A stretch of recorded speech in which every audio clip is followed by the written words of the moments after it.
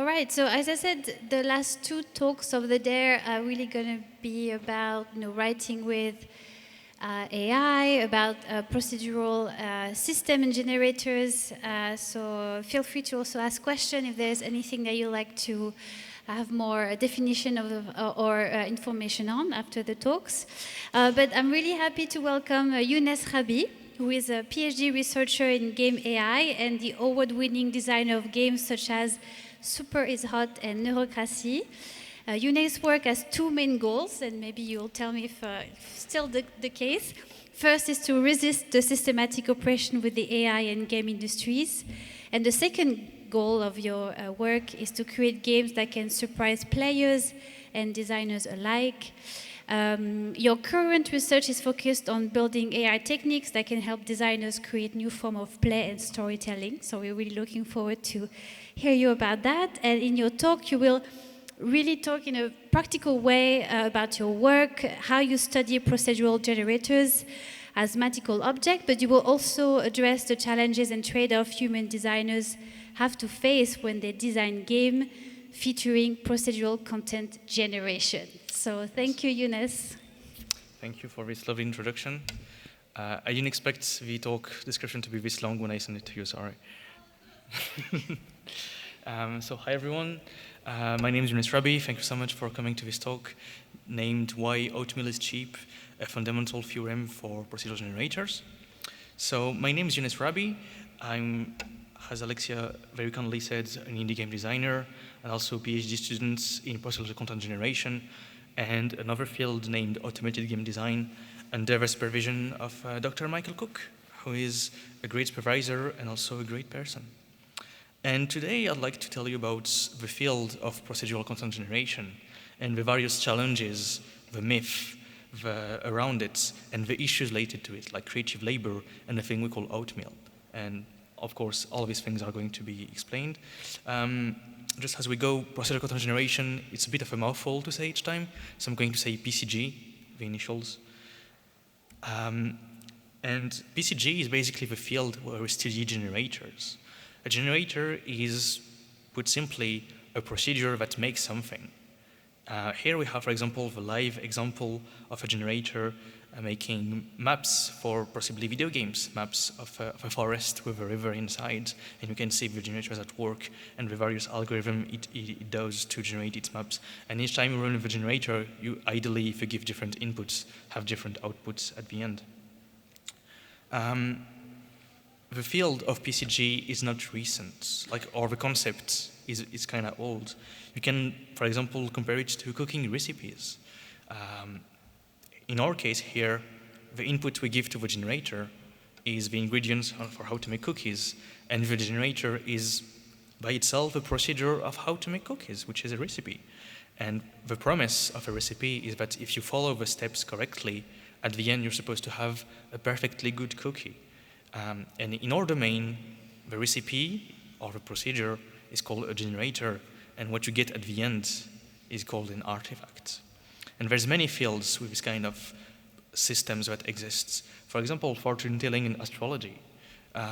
In some traditions, you can take as an input your birth chart, which is the position of the stars in the sky when you were born, and thanks to different traditions with different procedures, you can have as an output a prediction or something interesting about the people who have this birth chart. For example, here, according to some traditions, specifically Arab astrology in the 13th century,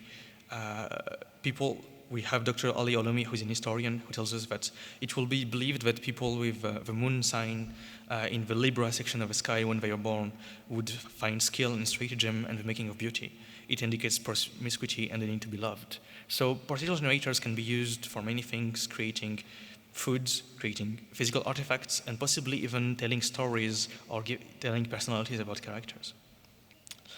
In the fields of more creative domains, we have authors who are known, who have dabbled in procedural content generation before. For example, we have this book named 100 000 milliards de poèmes, or 1,000 billion poems by Raymond Queneau, who is a book with 14 poems written. And what's good about this book is that you can swap easily each line of a poem for a line in another poem. And all the combinations make it so that each time you run it, you have supposedly a different poem. The input here is your actions as a reader. So it's a PCG, a generator that reacts to the reader's or the observer's input. To be honest, the poems are not very good. They're just interesting. And of course, games. Games are maybe the field where PCG is used the most right now. A lot of various types of games have PCG systems inside of them. You have, for example, level generators that are useful for games like Minesweeper, or who built the entire foundation of the roguelike genre. You have deep simulations with many, many different generators to create the emotional reactions or the history of a group of fictional people, like in The Sims or Dwarf Fortress. And you have games that use some interesting systems that generate dialogues, like in the game Even Zero. Many, many games have procedural systems in them. It would be hard to find some that don't have one of these tools inside. And of course, it's impossible nowadays to not speak about the big elephant in the rooms, which are the big deep learning models that came rather recently, comparatively to the field, which are the, for example, the Stable Diffusion and Midjourney family of generators that can generate pictures, or the GPT family systems that can generate texts given a prompt. There's one thing that's fascinating about PCG, which is at the core maybe of a fascination that people have initially, which is it's fascinating how you can make a single thing, a single procedure, a single program, and you can have a lot of output, sometimes near infinite.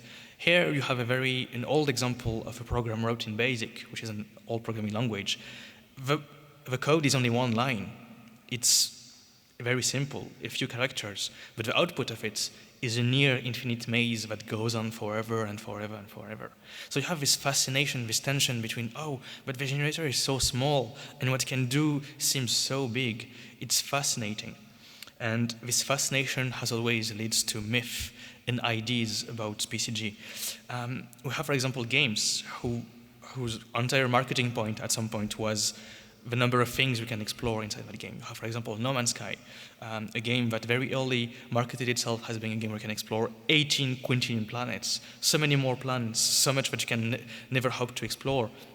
And you have this myth around procedural generation, often said by marketers and people who don't know about PCG, that, hey, PCG could be used to lower budgets because instead of making 10 planets, we could make just one planet generator and we have thousands of planets, right? So we should be able to cut costs. What do people who work with PCG, what do designers say? What's the actual words on the streets? We have, for example, here one of the designers of Spore, Chaim Gingold, who told us back in 2007 that one of the clear limits of these tools is that there's a trade-off between the breadth of content you can make and the depth and the quality of that content. Or with a bit more humor, we have Ortei42 tells us that thanks to procedural generation, they can produce twice the content in double the time. Amazing. So you have these ideas, this kind of myth that clash with what practitioners tell us.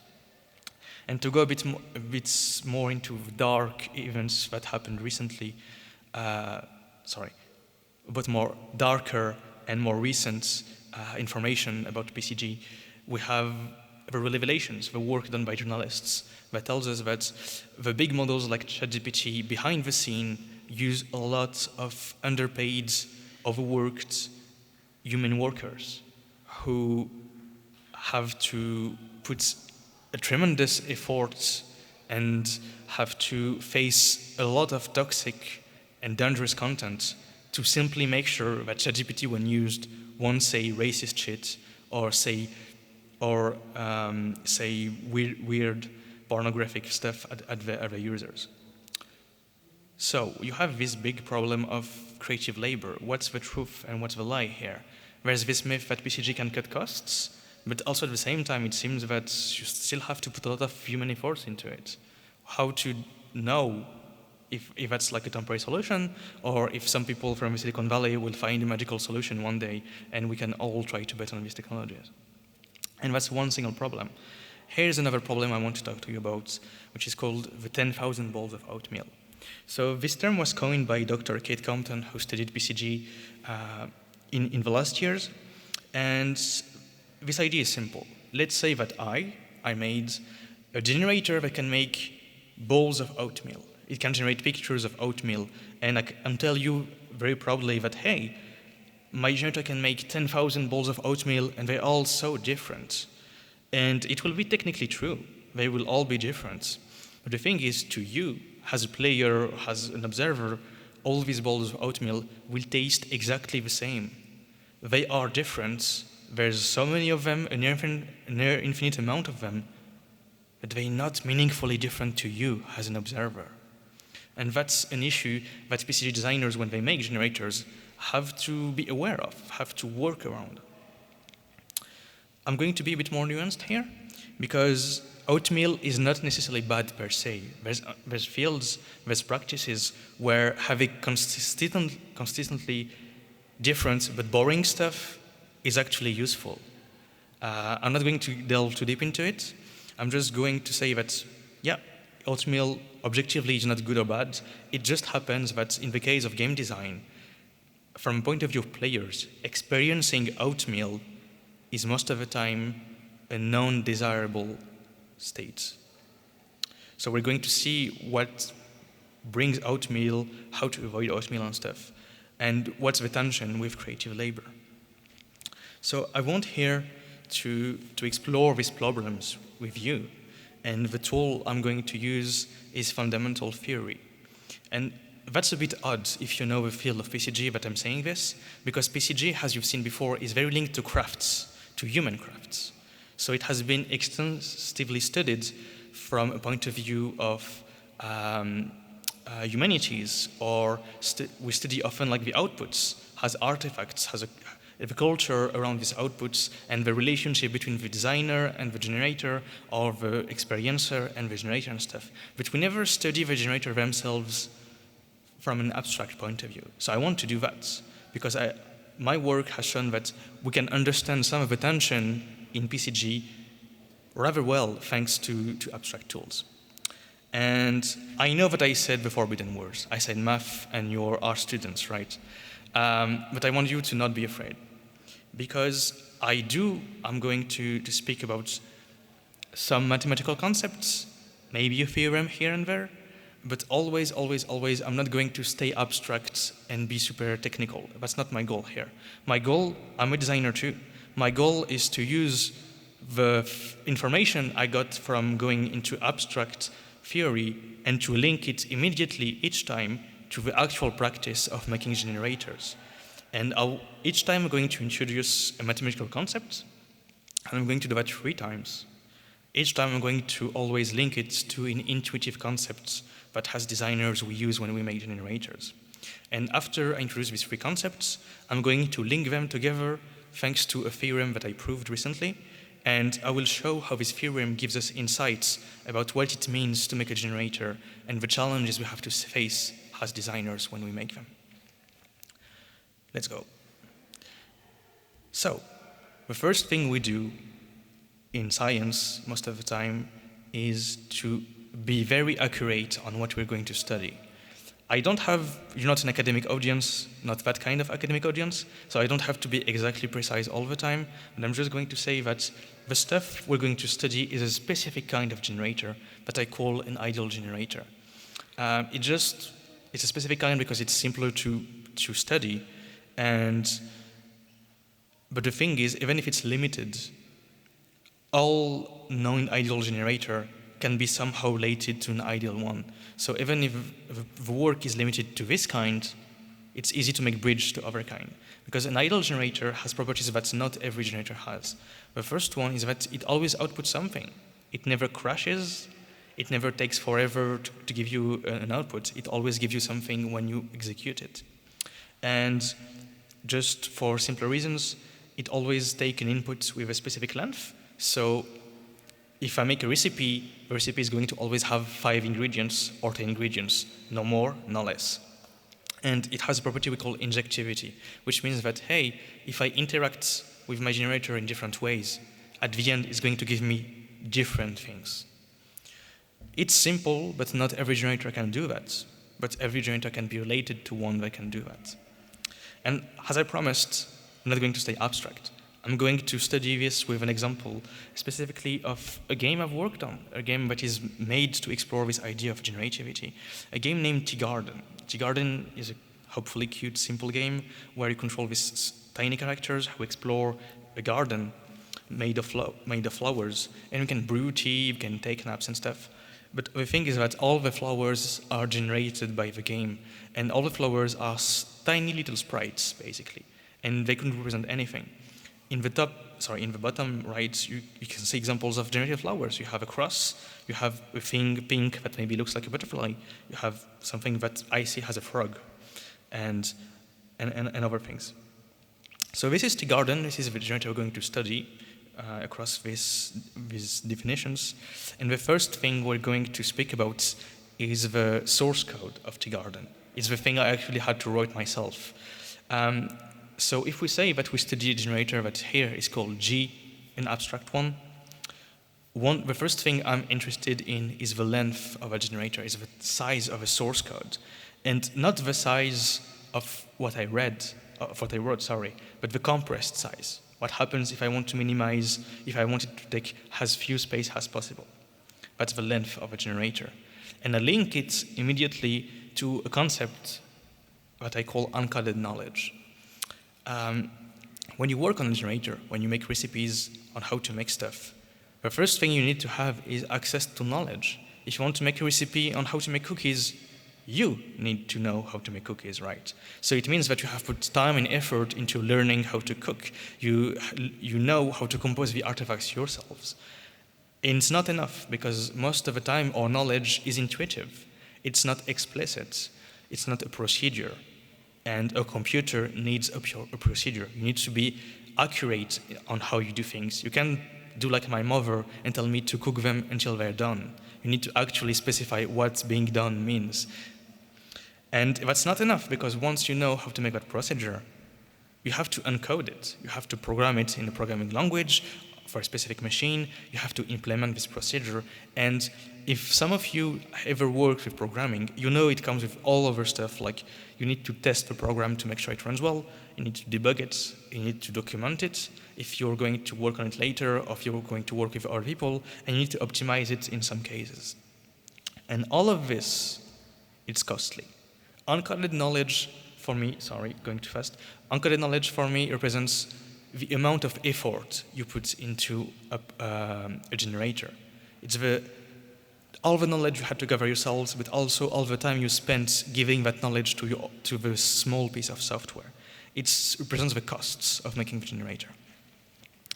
The second thing we're going to study is the size of what we call the possibility space. The possibility space of a generator is all the different things you can make. And here you have 100 sprites made by Tea Garden sprite generator. It can make much more than that, but I'm going to say it's 100 because it's like more simple. And we call that P of J. P of J is here's 100 because my generator can make 100 things. And it's related to a concept that is more for like observers, for players to experience, which is this idea of scale, which is often a marketing point. You have, for example, games like Borderlands 3 telling you, hey, if you play our game, you have access to 1 billion guns that are generated by the game. Or if you make avatars on Picrew, the scale of this Picrew would be the number of different characters you could make. It's this sense of, hey, there's a big world or a big possibility space to explore. And sometimes it can be a bit smaller, like in Animal Crossing, where they ask you to choose an island at the beginning and they generate these islands behind the scene. And the truth is, here, for Animal Crossing, they hide the scale from you, because the generator can make much more than 4 islands, but they ask you to choose between 4. What we're going to study is like the actual scale, not the hidden one, the one in its full capacity. And the last thing we're going to study about generators, more like for art, but more for artifacts that generate themselves, is a thing we call complexity. And it's a bit like the star of the show today. It's the one which is like the hardest to understand, but it's like the most interesting, I think. So the complexity of an artifact, in simplified term, it's basically the number of words you have to use to describe this artifact. to tell to a computer to how to reproduce it. So for example, you have like this chess pattern, which is very simple. You can just tell the computer to alternate black and white pixels, right? You use 4 words to do that. But under it, you have another artifact that is a bit more complex because describing it to a computer takes more instructions. Here you could say, yeah, it's a 9x9 red cross, and then you put some white squares in the middle. It takes 13 words to say this. And then you have this kind of stuff, the very noisy stuff, where honestly, you have no solution to describe this artifact than to just simply give the pure raw information, like, hey, first is a blue pixel, then a green pixel, then a yellow pixel, then a white pixel, etc., etc. And trying to find patterns is way harder than just like dropping the whole thing. And please notice, it's going to come back later, how this thing looks like. It's very noisy, right? It looks like TV static or something. It doesn't have much identity. It's just noise to your eyes. And so we're going to study the complexity of artifacts. For our generator, we're most often going to study the complexity of the most complex one. It's hard to know which one is the most complex, and it's not that important. It's just like, to be accurate, I study the most complex artifacts that a generator can give. So we have all these things, and how to relate it to an intuitive concept. There's the thing, if you take a series of pictures or maps and you rate them by their complexity, you can see a sort of trend happening.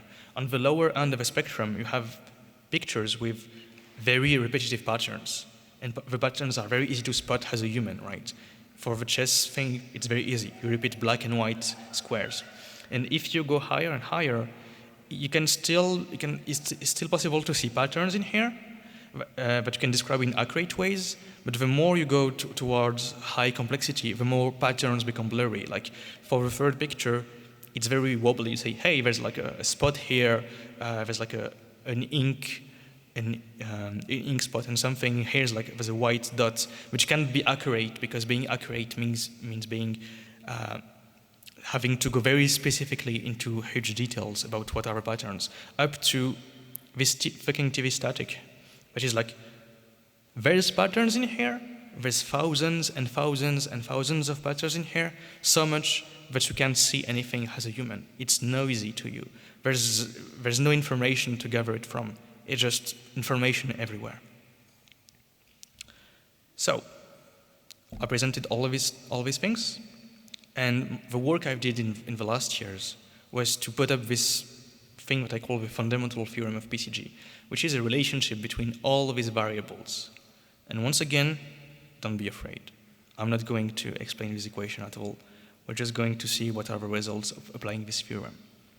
So, what I'm doing, the best way for me to explain this is to do little plots, like an X and Y plot. I think we all seen that in high school possibly. And on the X-axis, we have the scale, which is the vastness of a possibility space. And on the Y-axis, we have the uncoded knowledge, which is the amount of effort we've put as human designers into our generator, right? And I'm just going to plot my generator somewhere. So if it has a low scale, but taking me a lot of time to make, it's going to be very high into the top left corner. But if it can make many things, but it took me very little time and energy to specify which things, it's going to go in the bottom right corner. And the theorem is basically a way to say, hey, your generator can't go anywhere, actually. There are zones of that space that your generator can go in, and these zones are limited by the pattern density of our generator. So the complexity of all of the things we can make is actually constraints on these other variables. And there's not just one of them. There's 3 zones, making it that at the end, our generator can only be on this plot in this kind of triangle here in the middle. So I think it might be a bit like still a bit blurry what it tells us, and I'm going to give you concrete examples right now. So what you have to keep in mind is that when you make when you make PCG generators, it's all about trade-offs as a designer. You always you always want to make something, and you have possible paths to go to get the end results, and each path has a cost. And we're going to highlight the kind of trade-offs we have to make when we design generators. My first example will be to take like a known generator, which is Minecraft. The Minecraft's map generator. And at some point, the developers of Minecraft decided to add villages into the world generation. So we can see what their goals were at this moment. They wanted to add a new pattern into their map generator. They wanted to have this new thing that is villages. But they have a technical constraint, which is that they can't change scale. And that is because when you generate a new Minecraft world, you give it a thing we call a seed, which is an input. And the seed is always fixed. It has a fixed size. It can only have, I'm going to say a random number, 100 characters. It can't be more than that. So the number of different Minecraft worlds can't be changed from update to update. It's always going to be the same. And I'm going to show you what it means on our little graph. So this graph is also, yeah, you can still see it. This graph is also playable. Like I can move my generator in space. So we can say that Minecraft version 1 starts here. And we want to make a version 2 that somehow has more pattern density, because we want to add a new pattern, right? So we need this pattern density thing to be higher. And the thing about these zones is that they can move. When I make a generator and I increase its scale, at some point it will also increase the pattern density, right? It will go higher. And if I make a generator that has less encoded knowledge, I go down, it also moves the pattern density that I can have and the scale that I can have. So in our case, let's say we are the designers of Minecraft. We start here in G1, the red dot, and we want pattern density to increase. The thing is, I told you we can't move scale. We have a fixed number of artifacts. We can't go left or right. We can only go up or down. And we want to increase pattern density. So the only solution we have is not to go down, but to go up, up, up, up, up, up, up, until pattern density becomes high enough for us to be matching our goals. And you can see here that this meant that we had to put more knowledge into the system. So the theorem tells us very simply that Minecraft, to make the Minecraft village updates, they had to put more time and efforts into the generator to actually get this update done correctly. And that's one of the trade-offs. They traded more pattern density to more uncoded knowledge. Might seem obvious, but we'll see other kind of trade-offs. The second, kind of trade-off is one that I encountered when I made T-Garden. So here on the left, you have a screenshot of T-Garden sprite generator, and you can see like arrangements of generated flowers next to it, near the river and to the top left and top right. The thing is, the flowers didn't used to always have this specific size and this specific look. At the beginning, my flowers were 12 by 12 pixels, because I was like, hey, it makes more flowers. But the thing is, if you look at them, they look a bit noisy, right? Like they don't fit the aesthetic of T-Garden, not the aesthetic I wanted to have. They have too much detail, but these details are not important. And T-Garden mimics the look and feel of maybe Game Boy, NES kind of games. So the pixel art style needs to be like a bit more abstract, a bit more tight. And basically my goal was at first to reduce the complexity of my artifacts, because they were too complex, too noisy. I wanted them to be a bit more abstract. So we can see the different options that were in front of me at that time. So I have T-Garden version 1, and I want to make T-Garden version 2, and I want pattern density to decrease. And we can see what are my options. If I want it to decrease, I can either basically go down, put less uncoded knowledge into the system, and pattern density will decrease. Or I can go left and reduce scale, and pattern density will also decrease. And it's basically a choice. And the choice I made was to not go just purely down, because purely down means less uncoded knowledge. And the system had my expertise, it had my own aesthetic rules and my own creativity inside it. And I didn't want to reduce the amount of knowledge I gave the system. So I made the choice of making the outputs smaller. Behind the scenes, the garden always generates 12 by 12 flowers, but I only keep the 6 by 6 center pixels, meaning that it's still the same generator, but its scale is drastically reduced. And that's the trade-off I made. There's less different flowers in the garden, but they are more aesthetically pleasing. That's the choice I made at the time. And the last examples I have is the classical example of these games that I told you about. Borderlands 3, No Man's Skies, the games that use scale as a marketing point. And if you look at it closely, all of these games come from the game industry. And the game industry has a huge pressure put on it, or rather workers have a huge pressure put on them, which is that they want to maximize the marketing attractivity. And in this case, for these games, one of the marketing points is the scale. So they want to maximize scale. But at the same time, they're a company. They're going to minimize costs, for sure. If they can get away with an amount of work and pay it less, they're going to do that. So they want to maximize scale and minimize costs. And we'll see right now what this means on this graph. So we have two versions. Let's say they worked on an empty project, a Borderlands or a No Man's Sky with a few planets, and they want to increase scale, but not put more encoded knowledge. So it means that they can't move up, they can only move right and left. And they're going to move right because they want scale to increase. I did like a little tool here that can give you like examples of the types of artifacts you get for specific pattern density. So you will see here that when I move to the right, pattern density is going to increase. And the artifacts between G1 and G2 are going to be a bit different. And pattern density is going to increase because they're going to increase scale, until at some point, this is what happens. If you look at the artifacts of G1, they each have their own, they're not super great, but they have their own individuality. There's a patterns, but you can point at this thing and say, yeah, it's an object, it's a weird plant, or it's a mushroom, or anything. But if you look at the artifacts of G2, you can see that to get to this level of scale and pattern density without putting more knowledge into the system, what we have is basically noise.